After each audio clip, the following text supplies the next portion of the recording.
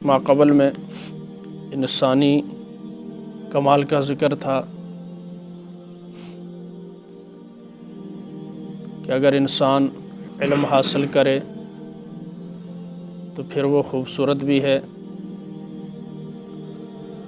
نجات بھی پالے گا، لیکن اگر جس طرح خون کا لوتھڑا ہے اسی طرح رہے، نہ پڑھے، نہ سمجھے، نہ رب کی ذات کو سمجھے، نہ عقائد کو سمجھے، نہ نبی کو کچھ سمجھے، تو اس کی مثال اس خون کے لوتھڑے کی ہے جسے نہ لڑکی کہا جاتا ہے نہ لڑکا کہا جاتا ہے، جس کو ہم نا تمام بچہ کہتے ہیں۔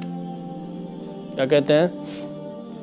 اور اس کے لیے سب سے بڑا ذریعہ جو ہے علم کے لیے وہ قلم ہے۔ میرے ہاتھ میں قلم ہے، میرے ذہن میں اجالا، مجھے کیا دبا سکے گا کوئی ظلمتوں کا پالا۔ ٹھیک، اصل تو ہے علم کی شمع جلانی چاہیے تاکہ اندھیرے دور ہوں، اور پھر علم کی جو شمع ہے ہر ایک کو اللہ نے مختلف انداز سے دی ہے، کسی کے پاس زیادہ ہے، کسی کے پاس کم ہے، لیکن جہالت ڈنڈوں کے ذریعے سے، سوٹوں کے ذریعے سے، آپریشن کے ذریعے سے جہالت ختم نہیں ہوتی، بلکہ کس سے ہوگی؟ علم کی روشنی سے ہوگی۔ بس یہاں آپ چراغ جلاؤ، اندھیرا خود بخود ختم ہوگا۔ تو اس لیے فرما علم سیکھو گے جہالت ختم ہو جائے گی، پتہ چلے گا ایک سے ہی ہوتا ہے، 360 سے کچھ نہیں ہوتا۔ ٹھیک ہے، اب وہ تفصیل۔ اب یہاں پر اللہ ارشاد فرما رہے ہیں کہ انسان بڑا سرکش ہے۔ کیا ہے؟ چلو آج بھی کل بھی ڈبل ذکر کر دیں گے، شان نزول ابو جہل کے بارے میں۔ آپ علیہ السلام سے اس نے کہا کہ آپ کو میں نے کتنی دفعہ منع کیا آپ نماز نہ پڑھا کریں، بدماشی دیکھا کر۔ انہوں نے کہا حرم میں نہ آیا کریں نماز، اب اگر آپ نے حرم میں نماز پڑھی تو میں آپ کے گردن پر پاؤں رکھوں گا۔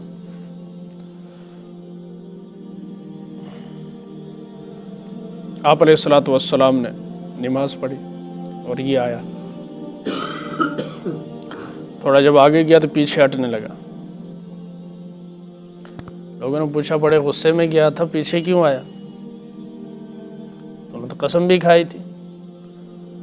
اس نے کہا میں جب آگے گیا تو آگے آگ کی دیوار حائل تھی، ایک قدم بھی میں آگے رکھتا نا تو میری خیر نہیں تھی۔ آپ علیہ السلام سے پوچھا گیا، آپ نے فرمایا اگر یہ وہ فرشتے کھڑے تھے، ایک قدم بھی یہ آگے رکھتا تو فرشتے اس کی بوٹی بوٹی کر دیتے۔ تو انسان سرکشی پر اتر آتا ہے، باوجود یہ کہ علم حاصل کرے وہ جاہل ہی رہنا چاہتا ہے۔ وہ کیا رہنا چاہتا ہے؟ کلا ہرگز ایسا نہیں، ان الانسان لیطغی، بے شک انسان سرکشی کرتا ہے، حد سے نکل جاتا ہے۔ یہاں بھی ایسا ہی، تھوڑی سی چھوٹ کیا دے دو کہاں سے کہاں پہنچ جاتا ہے۔ وہ کہتے ہیں نا تو زیادہ ہی نہیں فری ہو گیا، یہ زیادہ فری ہو جاتا ہے۔ اسرائیل علیہ السلام سے جب پوچھا گیا تو انہوں نے کہا کہ مجھے 2 بندوں پر ترس آیا۔ روح قبض کرتے وقت کتنے بندوں پر؟ طغا کے تشریح سن لیں۔ کہا اسرائیل کون سے 2 شخصوں پر تجھے ترس آیا؟ کہا اللہ ایک تو وہ کشتی والے جو بیچ سمندر کے تھے، تو نے حکم دیا ان سب کو آج ان کی روح قبض کرنی۔ اب بیچ سمندر کے سب کی روح میں نے قبض کی، طوفان آیا، ایک ماں تھی اس کا دودھ پیتا بچہ، تیرا حکم تھا اسے بھی مار۔ میں سوچ میں تھا اس بچے کا کیا بنے گا۔ اس وقت اس سمندر میں اس بچے پر مجھے بڑا ترس آیا، اس بچے پر ترس۔ اور دوسرا یہ شداد، اتنی چاہتوں کے ساتھ جنت بنائی، دیکھنا بھی نصیب نہیں۔ تو اللہ تعالیٰ نے ارشاد فرمایا اسرائیل تجھے دونوں مرتبہ ایک ہی شخص کے اوپر ترس آیا، دونوں مرتبہ۔ یہ وہی بچہ ہے جسے میں نے بیچ سمندر کے سب کو غرق کیا، موت دی، والدہ بھی اس کی فوت ہو گئی، لیکن اس بچے کو میں نے بچا لیا۔ غیب سے اس کے کھانے پینے کا انتظام، تربیت، یہ بڑا ہوا، یہ چالاک بڑا تھا نا، یہ بڑا ہوا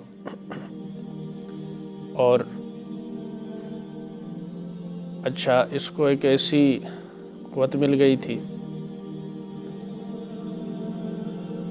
کہ یہ خزانہ دیکھ لیتا تھا، جیسے آج کل مشینیں چیک کرتی ہیں نا زمین کے نیچے خزانے، تو یہ اسے زمین کے نیچے خزانے نظر آ جاتے تھے۔ تو اس نے آہستہ آہستہ سرداروں کو اپنا ساتھ ملانا شروع کر دیا، کرتے کرتے کرتے بادشاہ کا بندہ خاص بنا، پھر اس کا بھی تختہ الٹ دیا۔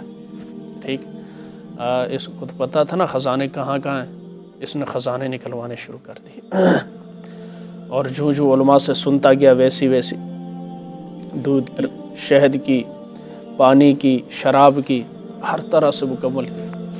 جب کہا نا حضرت جی آج آ جائیں اور افتتاح کریں، افتتاح کرنا نصیب نہیں ہوا۔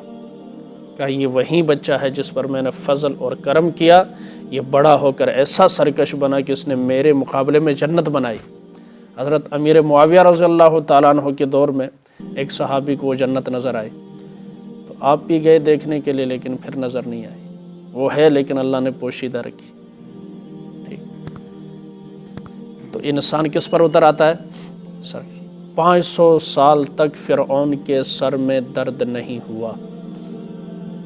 نعرہ کیا لگایا؟ انا ربکم الاعلی۔ موسیٰ علیہ السلام نے کہا میرا رب تو وہ ہے جو آسمانوں میں۔ اچھا ہن ویکھو نا انداز ویکھو، کہندا حمان او یار وڈی جی عمارت بنائے، میں موسیٰ دے رب تے ویکھا کتھے وے؟ یہ قرآنی الفاظ، میں سیڑھی پر چڑھ کر دیکھ سکوں موسیٰ کا رب کہاں ہے؟ کہتا آسمانوں میں۔ تو میں اپنے علاوہ کسی کو رب تصور ہی نہیں کرتا، ہے ہی کوئی نہیں۔ کس پر اتر آتا ہے؟ سرکشی پر۔ یہ نبی کو مار دیتا ہے، سرکشی پر اتر آتا ہے۔ تو نے بات نہیں ماننی نہ ماننا، کیوں جی؟ بات نہیں ماننی نہ مان، مسجد میں نہیں آتا نہ آ، مولوی اچھا نہیں لگتا ٹھیک ہے، مارنے کی، قتل کرنے کی، حملہ کرنے کی کیا ضرورت ہے؟ بات سمجھ میں آ رہی؟ اس کا یہ مطلب ہے کسی کو میں ناپسند کرتا ہوں اسے جان سے ہی مار دوں؟ تو کیا تو اجازت دے گا کوئی تجھے ایک نہیں، تجھے پوری بستی ناپسند کرتی ہے، تجھے چھرے مارے پسند کرے گا؟ لیکن انسان، ان الانسان لا یطغی، انسان کس پر اتر آتا ہے؟ سرکشی پر اتر آتا ہے۔ جتنی تشریح کرو، واقعات لگاتے جاؤ، ساری تاریخ کے جتنے سرکش ہیں، ٹھیک، خصوصاً ابو جہل سرکشی پر اتر آتا ہے۔ کیوں؟ الرآہ استغنا، اپنے آپ کو مستغنی سمجھتا ہے کہ مینوں کسی شاید ہی لوڑ، ٹھیک، سب کی ضروریات میں پوری کرتا ہوں، العیاذ باللہ۔ 10 بیٹے خدمت میں حاضر رہتے، ایک قافلہ آتا، دوسرا جاتا مکہ سے طائف تک باغات، ٹھیک ہے۔ اب جس کے روزانہ شپوں سے مال اترتا ہو کراچی بندرگاہ پر، گوادر میں، وہ تھوڑا ہی اس طرح بیٹھے گا 5-10 منٹ کے لیے درس سننے کے لیے، کیوں جی؟ کسی عالم دین کی، چاہے تقی عثمانی صاحب کیوں نہ، ان کی خدمت میں تھوڑا ہی بیٹھے گا۔ مال ہے، اپنے آپ کو مستغنی سمجھتا، وہ کہندا پیسہ ہے تو سب کچھ ہے، پھر مولوی گھر بلا کے بیان کروا لو، پیسہ ہے تو مولوی گھر بلا کے بچے پڑھا لو، پیسہ ہے نا، کیا ہے؟ پیسہ ہے۔ پیسہ انسان کو مغرور بناتا ہے۔ حضرت عبد الرحمن بن عوف عشرہ مبشرہ میں ہے، یار آپ سمجھتے ہیں عشرہ مبشرہ کسے کہتے؟ جنت کی بشارت مل چکی ہے، اس کے باوجود فرمایا کہ آپ کے آنے میں دیر ہو گئی تھی، میرے سارے صحابہ جنت میں۔ کہ یا رسول اللہ کیا وجہ؟ مال، کیا ہے؟ باوجود اس کے کہ روزانہ 22 ہزار درہم اس زمانے کے صدقہ خیرات کرتے تھے۔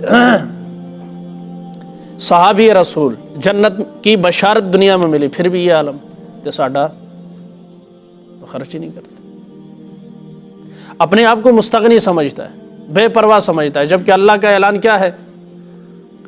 یا ایھا الناس انتم الفقراء واللہ هو الغنی الحمید، اے جہان کے تمام لوگ، تم سارے کے سارے کیا ہو؟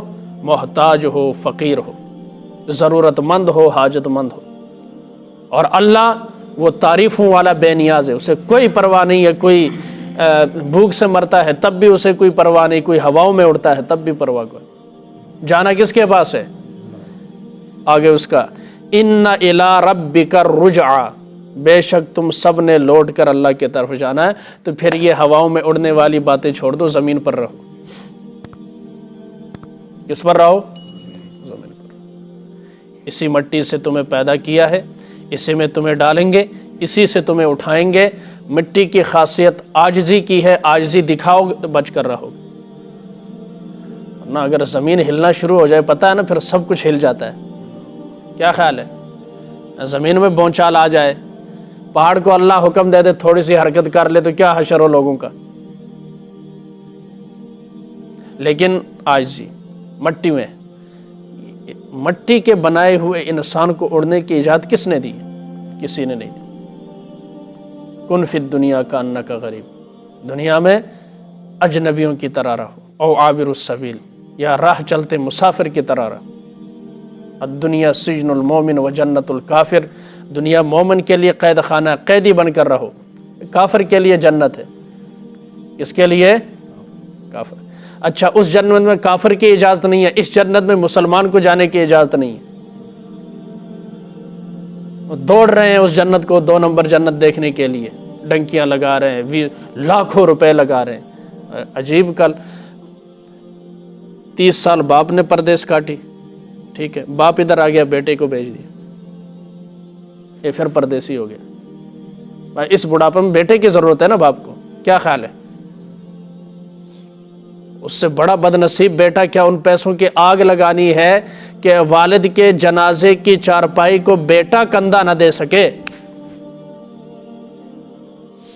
بڑا اللہ دا کرم ہے، اللہ دا کرم نہیں، اللہ دی ناراضگی دی علامت ہے کہ بیٹوں کی محبت سے، بیٹوں کی شفقت سے، بیٹوں کی خدمت سے محروم رہا، ایسا جیسا ایک چپڑاسی ہوتا ہے زندگی گزار رہا ہے، کوٹھی ہونے کے باوجود اس کو ساتھ لے جا کر، ڈرائیور لے کر جاتا ہے، نوکر ساتھ لے جاتے ہیں، ٹھیک، اس کا اپنا بیٹا نہیں ہے کہ جس کے ساتھ کھل کر بات کر سکے، جس کے مضبوط ہاتھ، محبت برے ہاتھ اس کے جسم سے ٹچ ہو سکے، نہیں۔ نوکر کے آتے ہوتے دل کے اندر کبھی بابا مار جائے تو میری جان چھوٹے، ایسے وسا کیا کرنا ہے اس دولت، چاہے گاڑی مل جائے، چاہے ڈرائیور مل جائے، کوٹھی ہو جائے، کیا کرنا ہے؟ تمہیں سکون نصیب نہیں، اس سے وہ بہتر نہیں ہے جس کے بیٹے مزدور ہیں، مزدوری کرتے ہیں، شام کو ابو کے پاس بیٹھ کر دن بھر کی گپ شپ لگاتے۔ مسئلہ یہ، لوٹ کر کس کی طرف جانا ہے؟ اللہ کی طرف جانا ہے۔ اس لیے سرکشی کرو گے تب تمہاری مرضی ہے، فرما برداری کرو تب تمہاری مرضی ہے۔ وَهَدَيْنَاهُ النَّجْدَيْنِ، 2 راستے دکھا دیے، 2 راستے، خیر کا راستہ بھی دکھا دیا، شر کا راستہ بھی دکھا دیا۔ اب مرضی تمہاری، کون خیر کی گھاٹی کے اوپر چڑھتا ہے، کون شر کی گھاٹی کے اوپر چڑھتا ہے۔ شر کی گھاٹی پر چڑھے گا تو پھر ہمیشہ کے لیے ناکام ہوگا، خیر کی گھاٹی پر چڑھے گا ہمیشہ کے لیے کامیاب ہوگا۔ یہ جب چوٹی پر انسان چڑھ جاتا ہے تو اسے پتہ چلتا ہے اترائی کتنی ہے اور منظر کیسا ہے اور نچلا حصہ وہ کیسا ہے۔ جب خیر کے چوٹی پر انسان چڑھے گا تو پھر اسے حقیقت واضح ہوگی کہ دنیا کیا چیز ہے اور آخرت کیا چیز ہے،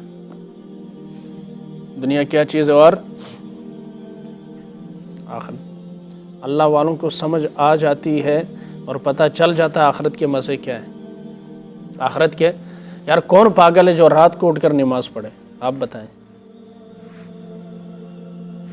عقل کو اور حقیقت کو سامنے رکھے، مزہ نیند میں ہے نا، لیکن جنہیں تلاوت میں مزہ آتا ہو اور نوافل کے اندر جنہوں نے لذت حاصل کی، وہ سوتے نہیں ہیں، ساری ساری رات جاگتے ہیں۔ اور اس بات کو سمجھنا کوئی مشکل نہیں ہے، محبت ہوتی ہے۔ اور جنہوں نے نیٹ چلان دا شوق ہے نا، فجر کی اذان اللہ اکبر ہوتی ہے، وہ جلدی جلدی بند کر کے چارج پر لگا کر سو جاتے ہیں، پتہ ہی نہیں چلتا ٹائم دا، کیونکہ شوق ہی اتنا زیادہ ہے۔ کیا ہے؟ یہی شوق اگر اللہ کے ساتھ ہو جائے تو مزے۔ یاری کال لگاتے ہیں، صبح ہو جاتی ہے، اس سے یاری کال لگاؤ نا، جس کا نیٹ ورک بزی کوئی نہیں ہوتا۔ جتنی سرگوشی ادھر ہو رہی ہے اتنی سرگوشی ادھر ہو جائے، مزے۔ مسئلہ صرف کیا ہے؟ دل کو سمجھانا ہے کہ اس طرف نہیں جانا، اس طرف جانا ہے، ادھر یاری نہیں لگانی، ادھر یاری لگانی، یہ راستہ ٹھیک نہیں، یہ راستہ ٹھیک ہے، سمجھانے کی دیر۔ اللہ ہم سب کو آخرت کی تیاری کرنے کی توفیق عطا فرمائے۔ باقی تفصیل اور باتیں کل کے درس میں۔ اللہ ہم سب کو سرکشی سے محفوظ فرمائے، عاجزی انکساری سے رہتے ہوئے زندگی گزارنے کی توفیق عطا فرمائے۔